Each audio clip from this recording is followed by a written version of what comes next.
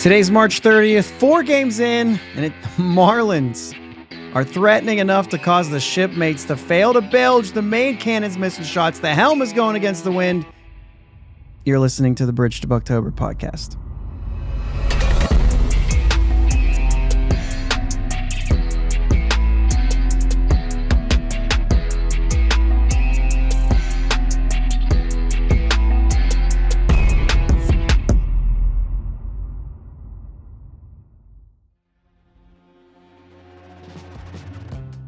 Yins, guys. Thank you for listening to the Bridge to Buctober podcast, where we talk all about them Pittsburgh Pirates and that. My name is Josh, and I'm joined as always by my brother Jake. What's up, Jake? How we doing? I'm bummed out. Yeah. Yeah.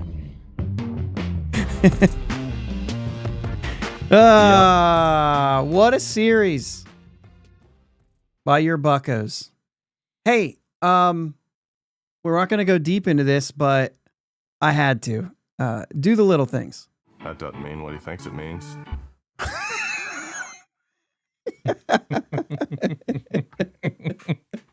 That's funny. That's good. I had to. So there we have it. Anyway, a lot to unpack here. I mean, so much that this show won't cover it all. It's as simple as that. Yeah. Pirates they dropped 3-1, 3 of 4, 3-1 in 1 of 1-1. It's terrible. Little fumble-rooski there, but that's all right. Fumble-a-rooski do. So, we're going to unpack it all, okay? We're going to unpack it all. I'm just trying to think about, like, where's the place you start with? Is it recency bias, saying, what in the world is Ji Wanbei doing, coming in to steal a base, and then just, like, shooting blanks out there? Like, I'm going to, I'm not. Like, what do you do? And then he goes on a ball that doesn't kick away from the catcher. Like, what are we doing? That doesn't mean what he thinks it means. I just don't know, man. Oh, dude.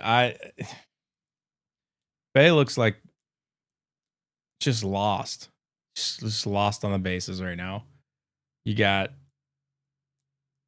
Tommy Scam out there running like doesn't know how to swing a bat. Jack Sawinski like smashing the ball. We got Tommy Pham batting 3 and leadoff. Meh. I'm Big Bay. I don't know. I have, which this is a really bad thing right now. I'm at a loss for words, and we do a podcast, so it's really not good. Oh no, we're not at a loss for words. We just have to get it out of you. There were some good things we saw too, but no, we're not doing that yet. Hey, listen, there were some glaring bad. Let's go through the bad because we're all feeling it right now. And then we'll find a way at the end of this thing, if we can, to put a bow on it and come away with some positives, okay? Because there are some. But the problem is, I'm looking to see if anybody's already said it. But the problem is we're watching the end of the 2024 season in this series. Yeah. And that's the thing that's frustrating about it, is that we looked at this team coming into a new year and saw the same thing. And that's the part that I don't like. Let's start with Nick Gonzalez, because Nick Gonzalez is going to the IL. We have no idea. Sherrington said, bottom line, simple as that, he'll be in a boot for a while. He's going to come back and play this year, no doubt. What do you mean this year? Like, that doesn't tell me anything. Does that mean July or August? Or do we just not know? Like, what are we doing? I mean, like, honestly, like, it was something like that. I'm guessing they don't know. I legit think that he doesn't. I don't think he's feeding us bull crap. I think he legitimately doesn't know, because it's completely like just in his body's ability to heal. There's no surgery or anything like that they're going to be working on. They're just going to be like, all right, however fast his body can heal is where he's going to is when his timetable is. And that can be different in people. Like, you know, you never know. I think that's about the most honest answer he can give right now. It just sucks for us because we have it doesn't tell us anything. Right. And the fact that he comes in, puts a good swing on a ball, hits a big home run in a game, that you end up blowing. But he was going to do things. He's been doing those things where he's one of the guys that does come through when it counts. And so, that's apparently this all happened when he fouled some balls off his foot or something. And now it's kind of coming back or whatever. I don't know. Yeah. So, all right. So we'll touch on a couple things. Doug Smith says the offseason sure looks like it made them worse as a team. Yeah, I mean, here's the thing. Like, I'm not going to say that we're all overreacting to things, right? We do on purpose. We'll say this is an overreaction. But at the same time, if it didn't look the same as 2024, it would have less. I'd be like, all right, you know what? No big deal. It's one bad series. It just happened at the beginning of the year. You know what I'm saying? I mean, they could imagine like saying, oh, you lost these games, and then you turn around and take 2 or 3 from the Yankees when they come back home. And then you're kind of like, all right, it's a wash. You know what I mean? Win losses, it's not. But like when you say you have to play well to beat that team and the torpedo bats, you know what I mean? But I was just going to say, I'm be interested to see the torpedo bats in person. But it's just the thing that's like, all right, well, you can erase this if you play well, if you do things better. However, it's the fact that it looked the same that makes it the most frustrating. It's the fact that it's the same old things. It's throwing home instead of keeping a guy off second base.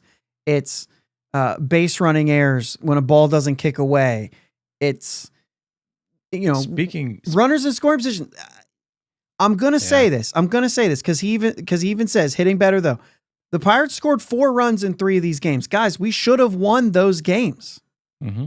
The one today, I'll say maybe not because, sure, it was still blowing it late, but you didn't score enough, right? You scored 4 runs. You should have won 3 games instead of 1. And you were in position to win all 3 games. The offense, while the runners in scoring position thing still is low, right? They had 200 runners in scoring position in this series. That'll come around, I believe. It sure did look like it in spring training. I'm not going to just forget that. It looked like they were doing things right when they needed to in spring training. And so that piece is not, it's not lost on me, right? I believe that there's something there. They were doing some things here and there that were better. So like I said, you scored 4 runs, 3 of these games. You should have come out at least with a split. Yeah. And the fact that we lost them the way we did, you should have came out with 3 games to 1, winning. Yeah. And so there are good things there, but it's all the little mistakes. It's all the little things that happened, even clear till the last inning of this series, when a guy just is going to steal second and we throw it into center field and give him another base. At that point, I don't care how good David Bednar is. He's going to have a hard time not blowing that save. Yeah. When he's got a guy at third with nobody out, I just didn't want it to be on a wild pitch, which was a whole other thing. Like, here we go. You know what I mean? Yeah. And coming from a guy from like Andy Rodriguez, who made such a heads up play, right? And I saw the takes on, well, that was a bonehead play. You threw the ball right into Andy's back. No, that was a smart play by Andy Rodriguez. He's going to second. The first baseman fields it, touches first. He throws to second, and the runner creates the baseline. Mm-hmm. And so he moves into the lane and creates the baseline, and he throws it right into his back. He gets the third base. Like, that's a smart play. That's not on the Marlins there. That's on Andy. That's what you're supposed to. Yeah, that's as a base runner. That was a good play. Yeah. So it stinks that in the end, Andy's the one that throws the ball into center field and then doesn't block the splitter, which you were calling for splitters. He threw 4 straight and one of them went to the backstop. Yeah. So I don't know. Anything to add to that? I mean, you hit it dead on when you said you're calling for the splitter. You have to be ready for it to hit the dirt. I'm sorry. It was it was a tough ball to get, but that was certainly a wild pitch. Yeah, but you just got to do. I mean, everything you possibly can. I just don't know if he did enough to try to keep that ball in front. It wouldn't have mattered. I know this is like pessimist Josh here, but it wouldn't have mattered, right? That game was over already. They were not going to. I know that you have to do it. You have to. Yeah, but I'd still rather just see it either be a hit or something else. I understand that. A pass ball. Yep. Now, I will say pitch. this. Infield defense didn't look terrible. IKF, Jake, he's doing exactly what we thought he was capable of, and he's making the plays that he should make. Yeah. I still think there's a little bit of just a lack of quickness. There was a couple double plays. Maybe those guys are super fast, but it looked like, man, we got to get that double play. And it just seems a little bit slow. I don't know that it is. It just seems a little bit slow. One of them wasn't hit all that hard. I'll give you that, but it feels like some of those we need to make sure that we get the double plays on them. Yeah, I agree with that. So back to Nick Gonzalez, and then we'll move on to a couple other things here. More specifically, we're going to go specific. Nick York, they've been rained out a ton in AAA, but if he's going to be out for a long time, man, let's just say it now. Nick York needs to get it moving and get up here. Although Emmanuel Valdez made some nice plays at first base today, keeping the foot on the bag, making a couple plays that were really nice. He handled himself very well there. I'd like to see him play second over Frazier a little bit more, but we'll see how that goes. Nice plays in this series. Frazier's been, that's what I'm saying. He's been making some nice plays defensively, and IKF, and then obviously at third base with Key and even Triolo. There's been good infield defense. He had the one error by Endy on the first day, and then he's made like 4+ plays. Dude, in that his ball time that he at first. picked at first and touched first through to second was incredible. Or didn't throw, but you know what I mean. It ran him The down, rundown. even smarter, Yeah. right? Yes. Yeah, he's been That really was a- good. The infield defense, the outfield defense has been entirely opposite. Wouldn't They'll, say entirely.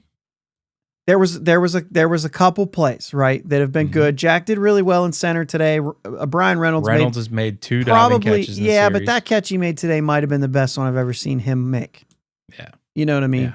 But like there was also a play that Jack dove for, but it's like you want him to be aggressive, so I wouldn't call that it wasn't an error.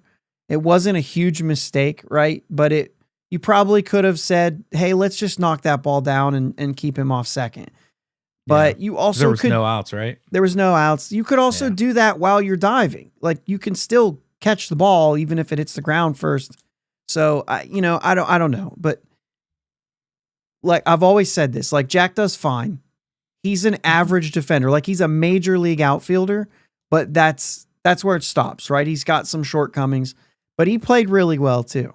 Pham, not so much, although they made a big deal out of a couple plays he made that were just, plain. I don't know what he's jumping in foul territory for when he was going to overrun the ball. He probably just could have caught that one. Whatever. They're going to make a big deal. Then they can do what they want. But he's at least not been anything terrible. O'Neal Cruz, on the other hand, had a rough series on the field. Now, it was kind of like he made up for it in game 2, but then it came right back in game 3.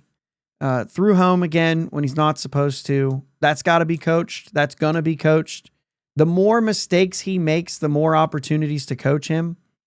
There's going to be situations that are going to come up that you just don't like, hey, what do I do right there? I've never had that situation, right? Yeah. This is going to be an experience with him.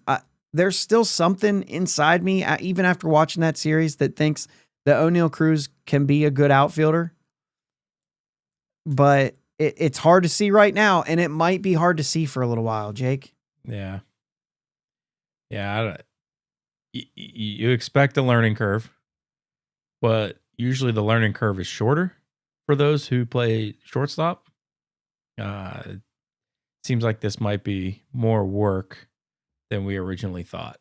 The thing is, Jake, is how good was he at short? Good. Should have he? Good. I don't know. The same types of mistakes are happening though. The ball he ran down at the end of the game, the ball he ran down in extra innings the other day, and it just hits his glove and falls. Like you just got to bring that in. I don't know that they still don't score the run. You have to catch that ball. Yeah. And it almost felt like, and it's going up against the wall, and it's things like that are just, I don't know, man. There's a missing piece there. We'll see if it comes. It's going to take time and it's going to take experience. But for O'Neal Cruz right now, he needs to keep doing what he did in game 2. If he can do damage at the plate, I think we'll all kind of give him some grace to learn the position for a couple months.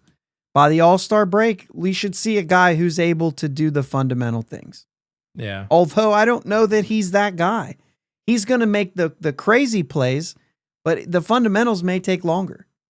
Yeah. I don't think they were ever there at shortstop. You know what I mean? I don't think the fundamentals were ever there, which is why you have to move him. Yeah. It's just we moved him from one premier position to another, and it's just... Yep. I don't know. How different does it look if he goes to right field? Yeah. I don't think this guy's destined to be a DH, right? There's too much athleticism there. There's too many tools there. It's just going to take some time. It's going to be interesting to see how that happens. Yeah. Check the chat a little bit here. Shared says there's all 4 starters were in position for a win when they were replaced. I mean, Rob does say the same thing. I think Cruz has looked better at the plate. I do too. Kikamasher brings up a good point about Nick Gonzalez and the fact that he has been injured often. Yeah. That's been something. I mean, even in the minor leagues, he had some injuries. I have a hard time with like a guy is injury prone. I don't know how I do with that. It depends on the injuries. If you have a certain injury that keeps coming back, or like Ke'Bryan Hayes with a back, that could keep flaring up. To me, that does feel like, okay, I could see that being like, he's going to be prone to having back injuries. You know what I'm saying? Yeah. Like, this guy has a bad ankle. Ankle injuries are ankle injuries, right? And that's why this one in particular is like, I don't know how well this one goes away. If Katie's still in the chat, she'll throw an amen out there for that. Yeah. Doug says, don't jinx Key. It's not, listen, it's not if for him. Yeah. It's when he's going to need to take a break. Yeah. And they're going to try their best to manage it, and hopefully they do. But, he knows it. Yeah. He said as much. There might just be a time when he needs to take a break. So Miles does say it's been 2 weeks since the damage was done to Nick's ankle. I guess I missed one here. Yeah. Bucko Mike says 5 weeks in the boot, 2 weeks of rehab. That sounds about right, but it is.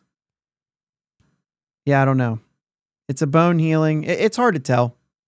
Either way, like, this is why I'm saying, like, Nick York needs to get moving. He clearly is not ready to be. He's not there right now. Right. I think the player himself is ready to play in the majors, but not right now. Like, he's got to come in hot. If he comes in the middle of struggling, that's not helping anybody. And he did not hit well in spring. He hit the ball hard at times, right? He did hit the ball hard at times. Yeah. But there was enough there that I'm willing to wait for him. Yeah, this is a good point. Douglas Smith said, hard to believe we were only charged with 3 errors through the series. Yeah, I mean, most of these mistakes that were big problems, right, were mental errors. And the defense in general, it feels like it was worse than it was. The defense in general was not terrible as we think it is. There were critical plays that we messed up. Yeah. None is bad. None of them as bad as the first baseman who cut off the ball that would have had Bart by a mile. You know what I mean? Maybe one or two of them that bad, but that was bad. Matt says, everybody calm down. We have Adam Frazier. I don't want to pile on Adam Frazier. I like him. And he's brought in here to be a backup, and he's starting right now. That's why we need Nick York. If Nick Gonzalez is going to be out, we got to get York going, and we got to get him up here. They haven't played since Friday, I think. Oh, no, they did play. Maybe they played Saturday night. But they've been canceled. Yes, storm's been going crazy all over the country. Yeah, actually, I think we're getting hit like any minute now. So if this thing goes dark, guys, just assume I lost my power, and we'll just talk to you later because there won't be anything else. So you'll just get this episode tomorrow, wherever it cuts off. This is another error that doesn't show up as an error. Pit City What brings up, why did Rebello send Pham? You know what I mean? Pham got thrown out by a mile. And I don't know. You got to read that. You can't send him there. No. But at the same time, like, if that's your plan ahead of time, I think they think Pham is faster than he is. I mean, I know, like, he's running. I think they think Pham is better than he is. Well, period. that's true too. That's true too. Pit City What says that's what they get for dropping Kyle Nicholas. Well, once again, we talked about that one. I actually agree with that decision. I couldn't throw strikes. And Yeah. and that's exactly what we're having trouble doing. Right. You know what I mean? So Many guys that are pound the zone. if he gets the zone, he's the only guy in this bullpen that I actually would trust to close games right now. Yeah. Yeah. Let's move into that. We got to take a pause real quick here. Sherrod, Jake, are you drinking a Surge? I wish. Oh my gosh. It's just a Mountain Dew. But Anybody remember Surge in here? feed the Sherrod rush, calls it out. man. I love Feed the that. rush. Feed the rush. Love that. We were huge Surge fans. Huge. Huge. I had when they brought it back on Amazon, the 16-ounce cans on Amazon, my wife bought me like 24 of them and like for Valentine's Day. That's what I got. A tower of Surge on the table. I loved it. It was great. We cooked Ham and Surge for Thanksgiving one year. So good. Yeah. It's awesome. Sorry, All right. I had to call that one. Yeah, I that's had good. to. That's good. Now let's move into this bullpen thing. Let's go Colin Holderman first, and we're going to get to the beloved Bednar second. Colin Holderman can look, as of today, can look so filthy and still blow it. He now has 2 blown saves, one time because of walks. Today, the first 2 hitters, he looked nasty. He was like, all right, good. We're getting the good Holderman tonight. And then 1-2 count leaves a fastball. I mean, right there. Yeah. And it's like 1-2. Like, what are you doing? Right. I can't trust him, even though I know that stuff wise, it's as good as it gets in that bullpen. Yeah. Of all the guys that we have, that's as good as it gets. There are guys that good, but it's filthy. Yeah. It's good stuff. It moves a ton. But why then? What are we like? Why is it is it always just location, or is there? And this is one thing that I struggle with, right? Because I don't want this to go at like the guy, but is this a mental thing? Like, are we, closers, they say, are a different animal, right? They have to have that different. And like I said, that's what I'm saying. We don't have guys like that. We don't have, you know what I mean? You could even say like, oh, Caleb Ferguson's good, but like, he's not that. Lawrence has looked good since he came in. He's not that. Yeah. And I think he's even had some closers. So maybe there's something there for him, but has he closed games, Jake? I'm not sure. Yeah, he had 11 saves 1 year, 2 years ago. So like, there's a little bit of it there. I mean, he pitched in, he finished 29 games that year. Only 11 of them were saves, but it doesn't say, it doesn't say blown saves on this or here, and I'm not going to look that much for it. But I mean, it's he has some experience doing it anyway. Yeah, I wonder with Holderman, like, because the stuff is so nasty. I haven't had a chance to like dig down and look or anything, but I wonder if he's not just becoming predictable.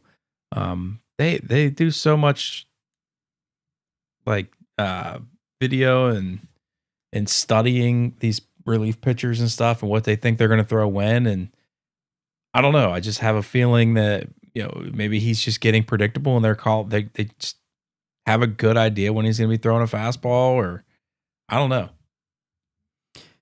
I mean, it's also the location, because a lot of his problems are coming from the walk. Yeah. To me, a walk is an error. Did I say that on Thursday? Yeah, Was that the same point? Yep. Like for me, I just can't, specifically from the bullpen. Like, you cannot put free guys on base. Right.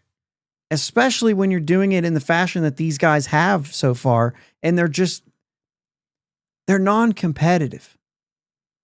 Yeah. And even today, like, Bednar comes in that game And his very first pitch that he throws is that curveball just out of the zone, middle, doesn't do anything. At that point, you know the hitter's like, all right, that pitch is gone. I'm fastball only. It just continues to be bad curveballs. And he's thrown some good in there. I know you've tried to say like, hey, that was good. That was good. I love all the chats going on about Jolt. I love it. Yeah. I love it. But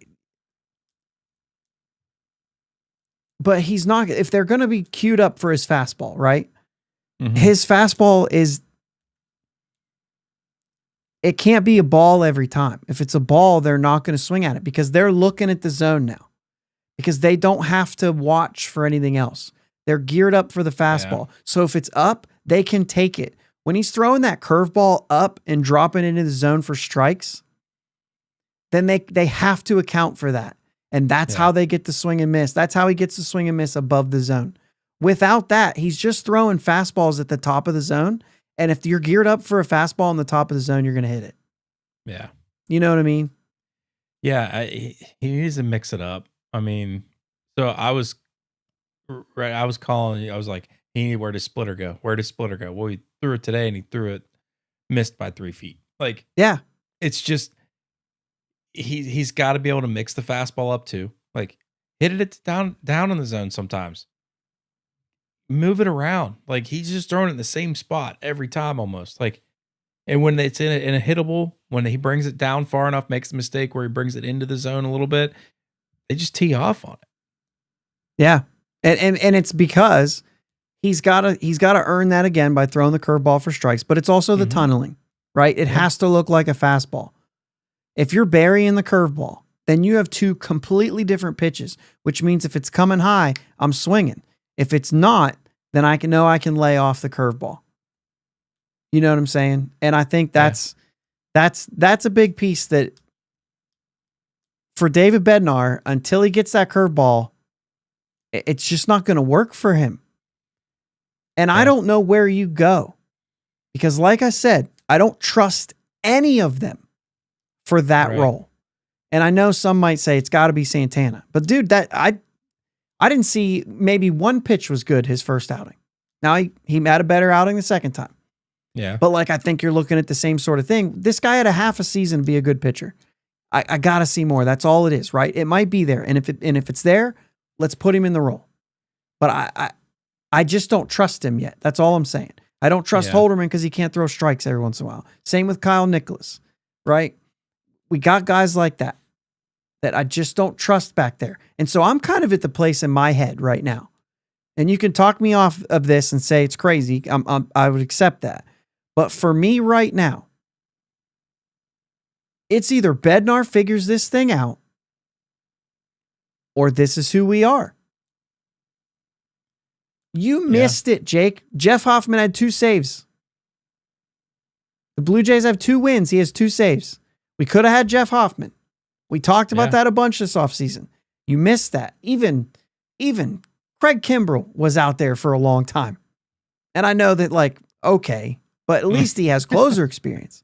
At least he's a guy that you could say, hey, Bednar, you just lost your job to an 80-year-old. You know what I'm saying? Like, light some fire underneath him because David Bednar is also, he's a good dude. And you wonder about that edge. How ticked off is he getting? He doesn't look that way right now. He looks a little bit defeated. Yeah. You know what I'm saying? Yeah. He definitely has that, like, amped up when he's good. He's amped up and he's fired up and he looks like a closer. When he's bad, it's kind of like, bleh. Mm-hmm. Instead of like, I want him to be ticked off a little bit.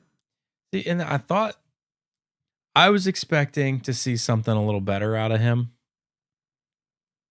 the moment that the 2-run homer, because he looked like a different pitcher after the home run.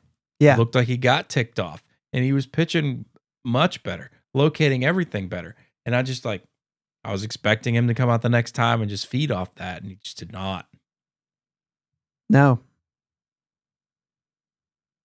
And I'll say this too. Soft contact. You can't Yeah. ignore it, right? You can't ignore it. Today, Right. it was a soft contact, little dribbler to third. I still didn't like the pitch execution, but it wasn't terrible, right? At the point where Right. like you should have had an out. And then it's the throwaway and then the wild pitch. Like we don't even know. And he's had 2 outings like that where it's like he hasn't even had an opportunity. Right. The other one where it was like a good pitch that the guy just went up and hit it down the line, game over. That was a good pitch. That to me was, it's just because he's eliminated your curveball. Yeah. And I don't trust it. It's only a couple games. I understand that, right? But Mhm. it's the fact that these are the things that should have been fixed in the offseason. Right. And I need not Brent Strom, not Oscar Marine, not Derek Shelton. I need David Bednar to fix this. Yeah. And until he does, I don't know what we're going to get from the back end. Like, I don't know how this gets better other than, and this is going to make a lot of us cringe, but other than just sending him out there to pitch. How else do you get around this? Listen, Ben Sherrington has already not signed anyone else. The Right. deed is done. You went with Bednar, whether you've admitted it or not. Whether Shelton may have told Sherrington, I don't have any idea if this happened. He may have said, get me a closer, and that's why he wouldn't commit to him all spring. But he didn't get him a closer. Right. He's left with Bednar. I don't know. Ashcraft is still starting. I'd like to see Ashcraft in the bullpen. You know what I mean? I think that could be good. There are guys that, but then again, Ashcraft walked 5 guys in his outing on Saturday. So who knows? Who knows? How are we not? I mean, it's max effort. It's not being able to control the ball, right? It's things like that. And I understand that. So we don't have to go down that path to say, no wonder they're not throwing strikes. They're throwing as hard as they can every pitch. But that's not it, right? Other guys are doing it and throwing strikes. Are we just not good? Listen, I won't sign up for that. David Bednar was that good. He was that guy. For 2 years, he was elite. So I can't sign up for the fact that he's just all of a sudden not good or he was never good. I can't do that. He was too good. Yeah. Yeah, I agree. He's just going to have to step up. He's going to be put in the spot again. We can say all we want. He needs to not be closing games. He's going to close games. He's going to have to figure it out until they're going to give him a little longer leash. And when he really, really, really just doesn't figure it out, hopefully somebody else is pitching well enough to take it over. But right now, there's no one. There's just no one. Yeah. Douglas Smith says, what a thought. This is who we are in year 6. That's literally a fair statement because we had an off season. Like we just literally had one. We had an opportunity to change this and go with a different person, at least a safety net. Even if you thought Bednar would be back, I did. I thought it was fixable problems. And here we are with the same problems. If he doesn't have the curveball, he's lost what he had. Yeah. Because the metrics on the fastball are still good. Right? The fastball is as good as it ever was. At least it has been. I haven't, obviously I haven't seen what they've been in this couple games, but like they're good. But it doesn't matter if that's all you throw. Unless you're Mariano Rivera's cutter, it doesn't work.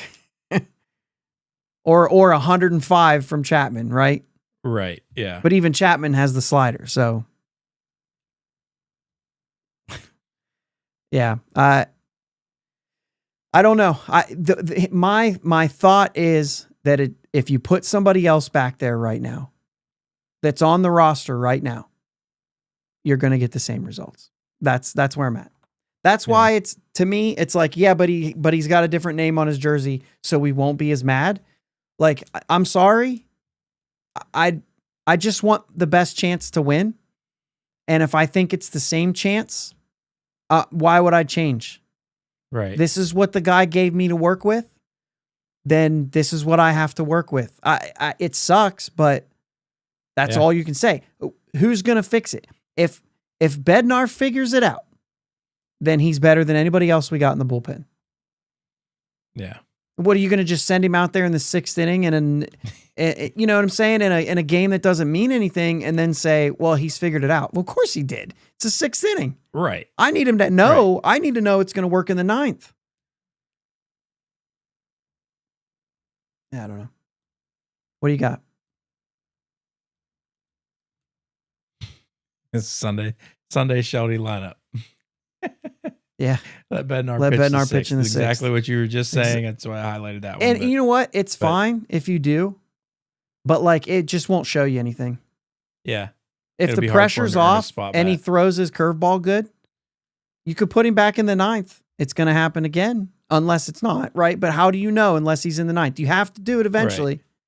The 9th is different than the 6th. In every case, it's different than, you know what I'm saying? Yeah. So you don't know. You could have the best, like we could put Caleb Ferguson, who's, by the way, to me, looked better than anybody else in our bullpen so far. Put him in the 9th. It's going to be different. Always is. The hitters are better. The stakes are higher. You know what I'm saying? Yeah. Now, the other night, when you put Bednar in with a 3-run lead, keep doing that. Yeah. Yeah. But maybe the 1-run lead, maybe not. I'm even okay with the tie game in the 9th. The last thing I want is Bednar out there with a Manfred runner. Right. So let's put him in the 9th when you're away and it's a tie game. Keep putting him in those moments, because the only way he gets better is by pitching in those moments. And unfortunately, we didn't go sign a guy that we could replace him with. Right. That's how I feel about it. I can't take him out until we have somebody else that can go in that spot. Kyle Nicholas is a guy. Nicholas is a guy. We can feel comfortable with going in that spot. As soon as he starts throwing strikes. Yeah. As soon as he starts throwing strikes, he's the guy I'd put in that spot. Yeah. If Dennis Santana does this for April, like he did the second, not the first time out, those pitches were not competitive. That's how I feel. Like I really was like, none of these are good. they you know what I mean? And he gave up. He inherited runner scored, right? Skeen's runner. And it just, it was bad. I'm just trying to think of Wentz did a good job. He was left in too long. Yeah. Baracki's done all right. I mean, he walked his first guy and got a gift call, but then he battled back and got the strikeout. Ferguson. Lawrence has been good, ish. Sometimes it's looking at some different things, but Meza throws essentially one pitch. What did he actually throw in this game? He threw 9 pitches. Got an out, and then the game was over. I don't know, man. The bullpen is discouraging. Yes. There are bright spots. There are bright spots. It's, I'm just too mad to think about them. Sure. I mean, kudos to the Marlins, I guess. First team since 2003, I think they said, to win their first 3 games via walk-off. I mean, that tells the story of our tape, too. Well, I think it's even longer to lose your first 3 games by walk-off. Probably. I think it's like 1924. Pirates. Oof. Well, let's see. What did the 1924 Pirates do? It's important. They were 90-63. Hey, did I just say something positive by accident? They lost their first 3 games, and they were 2-3. They actually started 2-4. They lost their first 3 games on a walk-off. It doesn't say that. Usually there's like a little WO or whatever. And they won 90 games. Let's go. 1924 Pirates, guys. Listen, I'm not making it up. For those of you on video, it's right there. 90 and 63. And look here. Well, let's get down there to Cincinnati, too. 6-5, 3-2, 3-2 to St. Louis, the third one. There you go. You see all the red in that logo? Yeah. Right here. Yeah. What about it? You hate the red. I don't like the red. I know there's guys out there that say, bring the red back. There's enough red teams. We don't need it. Hey, Douglas Smith said won the World Series in 25 too. We're on the way, guys. Hey, who knew? This is actually the recipe. Oh my gosh. I mean, let's talk about this. Like we started off 20-8, fell apart. We started off 11-3 or whatever it was last year, fell apart. All right. Maybe we're on to something. I like it. I like it. We turned this into something positive. Speaking of something positive. Reverse 2023. Let's go 8-20 and then 5 games over 500. I'm in. I don't want that. I don't want that, but it's better than, 20-8 and then 5 games under. Right. So that's fine. All right, let's talk O'Neal Cruz a little bit, and I know we already did a little bit. Actually, we did. Let's talk starting pitching. Let's go positive. Paul Skeens. Oh wait, do I still have those cards on my graphic here? I don't know. Let's see. That didn't work. Nope. Oh, we've got a Bailey Falter. Paul Skeens, we already talked about that one. We got a Jared Jones from last year. So nope, I don't. We didn't load up the new cards. Cool. Good job. Glad I worked on those. The Falter one's real because I did update the Falter card. I just didn't, change the I didn't change the graphic. But starting pitchers were good, man. Falter goes 6, 7 hits, 2 runs, 4 Ks. As good as you'd want. Heaney, 5 innings, just 1 run. Is that spring, man? I'm on the wrong team here. Yeah, Wow. Really. 6 innings for Mitch, the best of the group, right? Still only 4 strikeouts, but just did everything you'd want him to do. Mm-hmm. And then we talked about Paul Skeens the other day, but Paul Skeens goes 5 1/3. Those 2 walks were what did him in. But the thing is Mitch gets a win. The rest of them are no decision. And all of them set up to win the game when they walked or when they left the game. Sorry. Yeah. When they left the game. So, see, Sherrod says the defense is more concerning than the bullpen, but can be fixable. I really don't think so. No. I really don't think so. I think that the infield defense was better than what I expected. And I think there are mistakes in the outfield and certainly wasn't good, but not to the level of this bullpen, especially if you live by walks or errors. If walks or errors, then the bullpen's made a lot more errors than the defense has. There's been problems on the defense. There have been. I'm not trying to say it's fine. Defense is definitely a culprit here. But it's the bullpen, back end pitching, walks, and just cluelessness by a couple of guys that should be our best too. They really should be. They are the 2 most talented guys in that bullpen right now, without question. Yeah. And they're literally killing us. Yeah. No, figuratively killing us. That's what I meant. They're figuratively killing us. That doesn't mean what he thinks it means.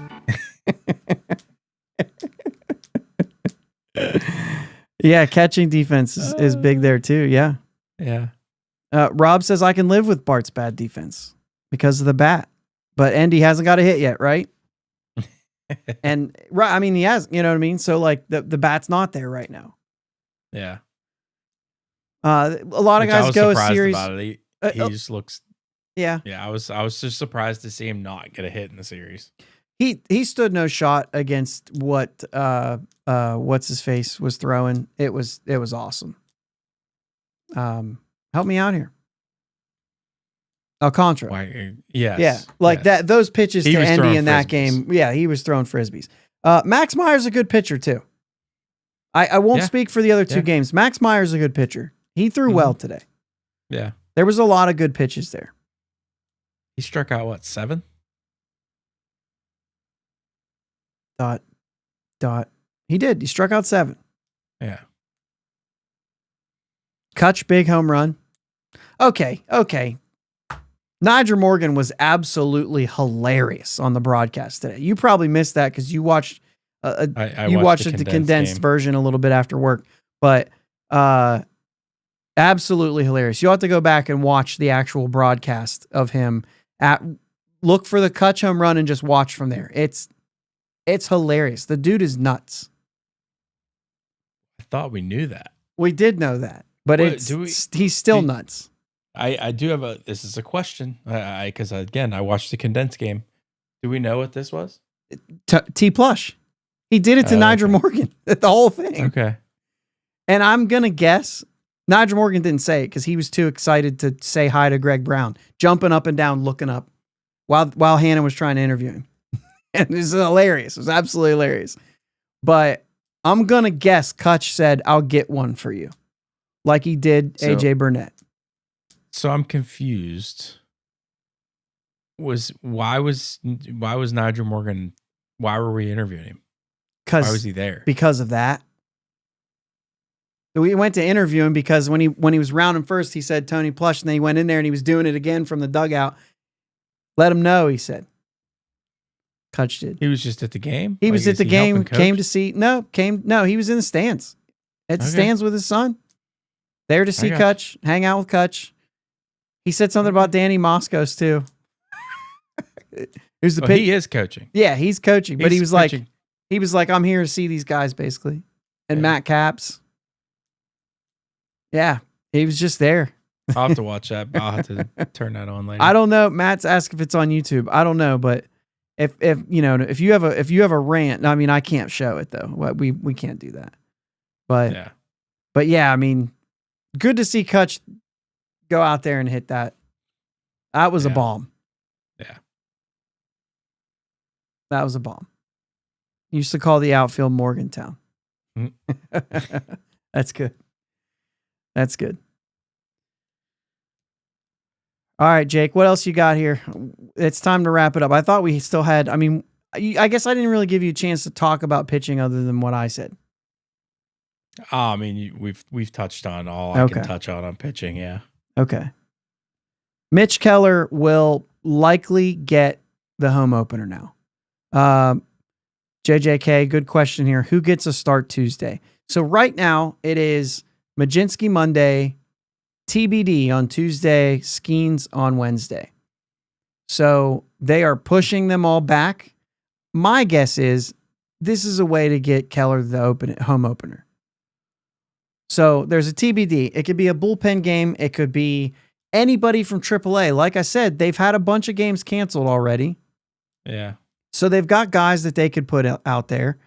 I can't imagine they do a bullpen game after what could possibly be a bullpen game. I can't imagine that a bullpen game is in the cards. I just can't. They're going to have to call somebody up to pitch that game. Yeah, I'm guessing this is probably a move to say, all right, let's get Harrington here. Let's get him down here. Let's let him throw a game if that's who they want to go with. Yeah, I mean, it would almost have to be. Who else is it going to be, right? I mean, Ashcraft just threw on Saturday. It's not going to be him.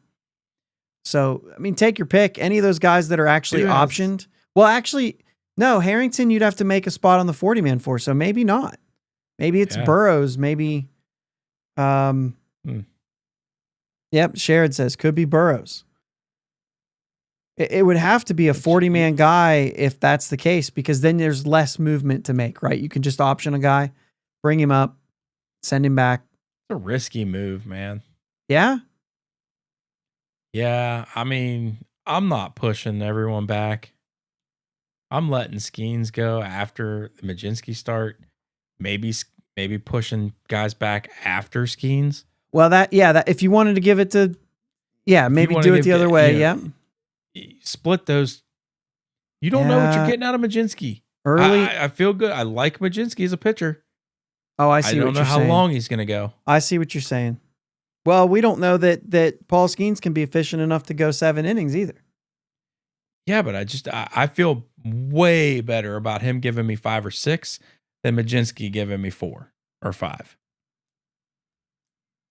Well, it's more about like Burrows, right? It'd be more about what Burrows can get you. Sure. Because then it's like, hey, we just used our bullpen yesterday. I need you to go. I need 6 from you, or you know what I mean, at least 5, because we just burn our bullpen. So yeah, I mean, I could see that. What do you think Majinski goes? Can he get through 5? Or are we looking at 4 innings? I hope, but I'm thinking 4 innings. I'll be happy with 4. Ecstatic with 5. You could also understand, right? You could also understand that. So AAA was canceled today. They've got tomorrow off. So we're talking Tuesday, right? Yeah. You could see a scenario where, let's say it is Burrows. You could even see a situation where it's like, all right, Burrows goes Tuesday. We also brought up Kyle Nicholas. We optioned 2 guys to make room for this. And then we go from there, right? Yeah. You could see something like that. I mean, who could they option? Do we actually have somebody to option? Yeah. That was my other question. I should know. Well, Majinski, right? Right. The day after he pitches, he could be optioned. Yes. Majinski does have two options. And yeah, I mean, that's it. Everybody else is that. Oh, Holderman, actually. Holderman has 3 options. Bednar has 2. Let's go. Hey, Bucko Mike says, IL Bednar, you don't have to. He could be optioned. Yeah. But that's it. That's your options. So if you were going to go 2, those are your guys. Yeah. But you're right on Majinski, though. Could be Majinski, too. Majinski, Holderman, Bednar. Those are the guys that you could option without losing. So interesting. I'm not there with Bednar, right? Let's give him the 6th inning before we do that. Or maybe not. Maybe make him pitch the 9th in AAA. Yeah. Oof. If that doesn't light a fire under him, I don't know what would. Yeah. I mean, we saw that. Who was it that put in the chat? Send him to Altoona. That'll tick him off. It's gone now. But yeah, I mean, that would do it.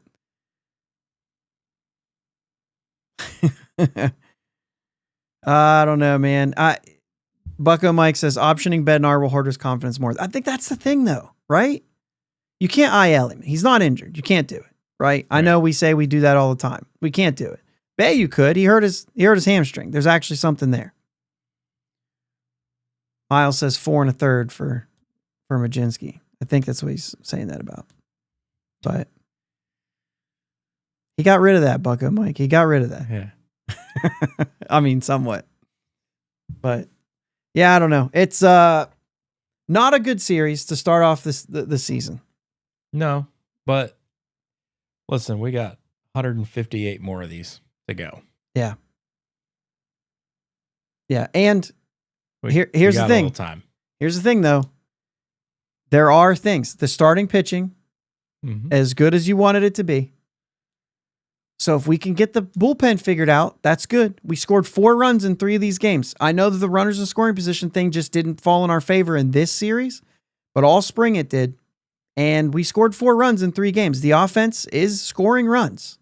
Yeah. Now, Sawinski needs to continue to play. It's one of those things. Yeah. It's one of those things where you could say, all right, then do you ask the offense to then say, I need 6? I need 6 runs Not so fair.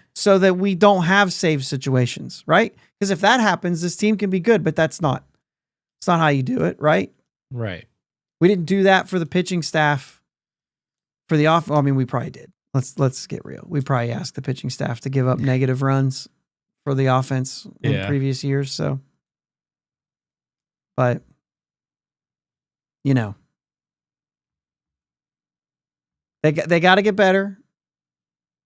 Yeah. And I think that it's fair to say they will get better.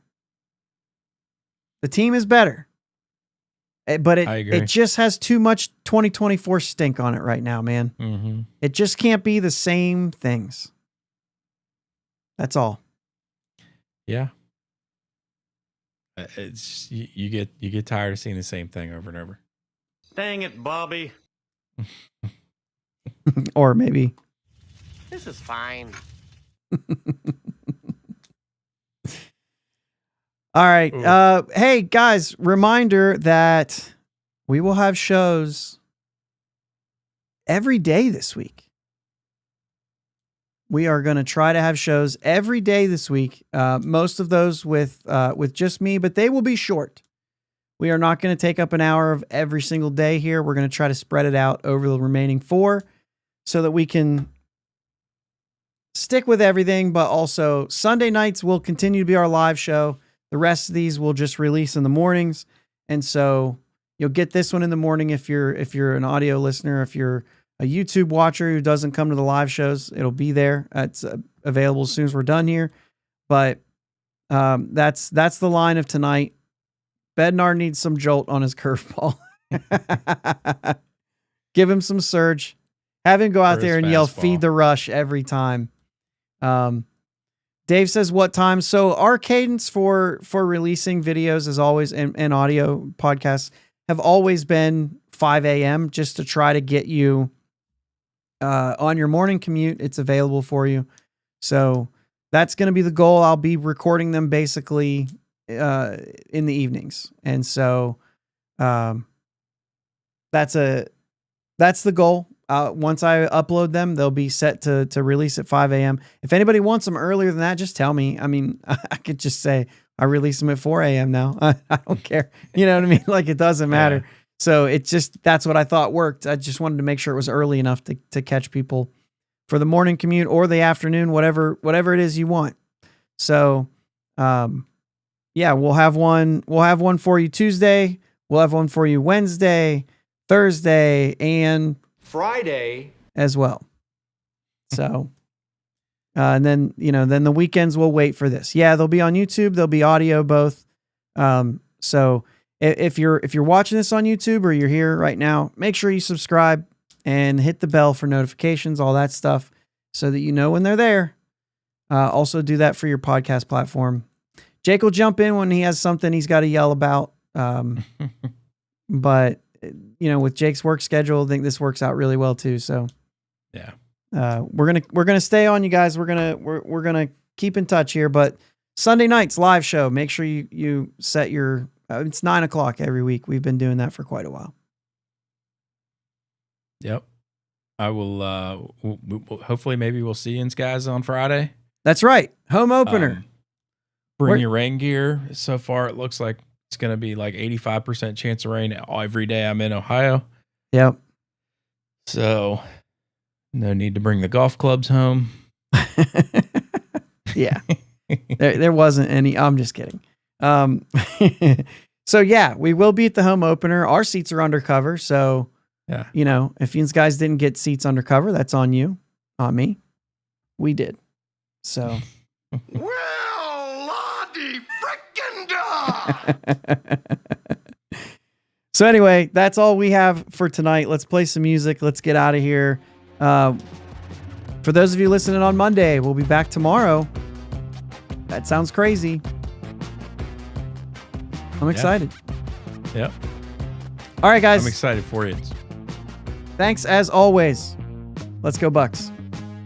Let's go Bucs. Thanks for listening to my dad and Uncle Jake on the Bridge to Buctober podcast. Follow them on Twitter, Facebook, and Instagram at Bridge2 Buctober. Don't forget to subscribe so you know when new episodes are released. Clear the deck, cannonball coming, and let's go Bucs!